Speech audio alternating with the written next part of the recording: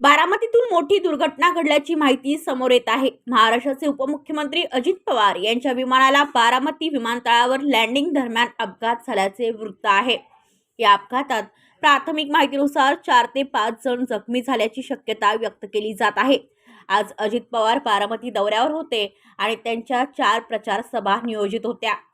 विमान लँडिंग करत असतानाच हा अपघात घडल्याचे सांगण्यात येत असून घटनास्थळी पोलिसांसह प्रशासनाचे अधिकारी आणि कार्यकर्ते दाखल झाले आहेत। सध्या जखमींची नावे आणि अपघाताचे नेमके कारण अद्याप स्पष्ट झालेले नाही। थोड्याच वेळात अधिकृत माहिती समोर येण्याची शक्यता आहे। आपण या बातमीवर लक्ष ठेवून आहोत। पुढील अपडेटसाठी आमच्या सोबत रहा। ब्युरो रिपोर्ट बारामती, पनवेल वार्ता न्यूज। आपल्या परिसरातील बातम्या आमच्यापर्यंत पोहोचवण्यासाठी स्क्रीनवर दिलेल्या क्रमांकावर संपर्क साधू शकता। दूरध्वनी क्रमांक 8652414343।